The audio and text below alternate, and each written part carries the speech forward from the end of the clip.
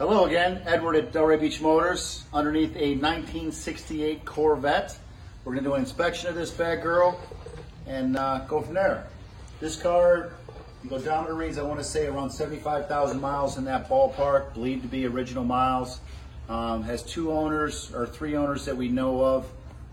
A female owned it in Chicago for 25 plus years. The last owner had it for, I want to say, 7 to 10 years. It's recently came on the market, and we have it here available. I can tell you that everything underneath looks extremely well for the age of this car. The ball joints, the control arms, the rear axles, everything on it checks out A-OK. Car was serviced locally by a Corvette specialist. We're looking at the sway bar bushings are a little dry rotted, could use to be replaced on it. The actual bump stops for the lower control arms are in good condition. Ball joints and the boots covers for the ball joints look good. There is no play in the axle itself. No play for tie rod ends. Center link looks good.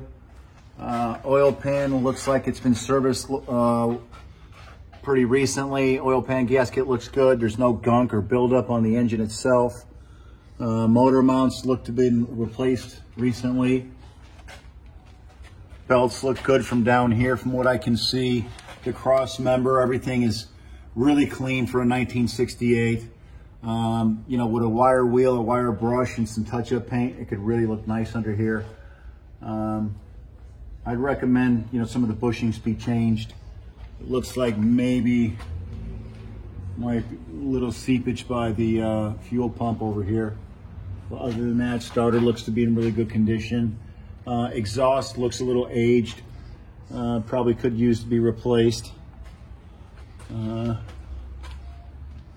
Still has the under supports. The pans themselves look really, really well. Fiberglass is in great shape.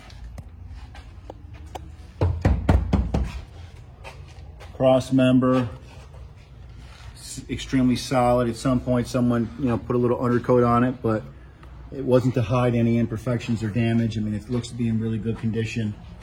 Frame rails look to be really solid, no holes, no signs of significant rust.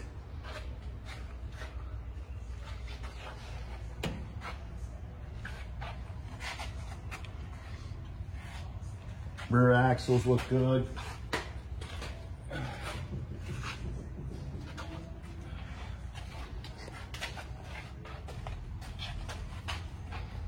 No play in the axles.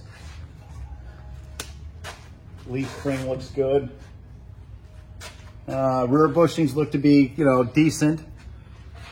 But, you know, if I was going to put this baby in my garage and call her own, I'd probably put a new set of shocks on her.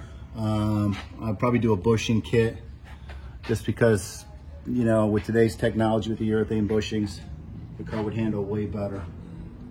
I've driven this car personally. It drives amazing, very impressive. I believe this to be what I would call a survivor. I believe it's original paint. And one of the reasons I'll tell you that is you can see some of the wear on the chrome itself is in overall good condition for its age. But obviously, if you're a perfectionist, I would say to re-chrome the bumpers.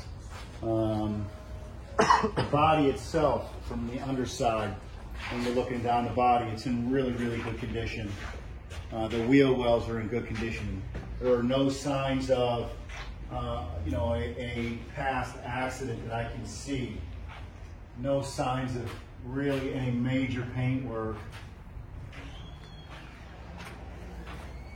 Once again, the front bumpers, I'd call it a solid 6.5. But if you really wanted this car to stand out and be that, you know, upper 40s, mid 50s Corvette collectible, definitely would be worthy of a complete paint job and re-chroming some of the chrome.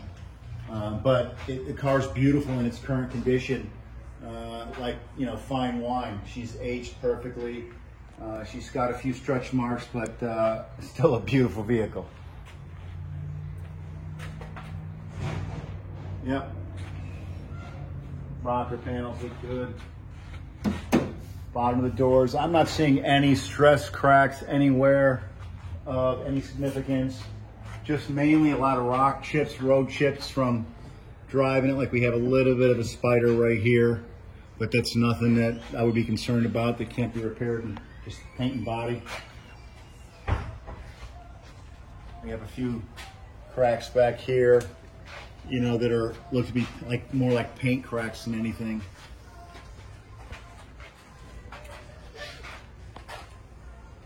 So the undercarriage on this car, if I had to rate it on a 1 to 10, I'd give it a, for original condition, I'd give it an 8.5. You know, obviously that's for original condition. If I was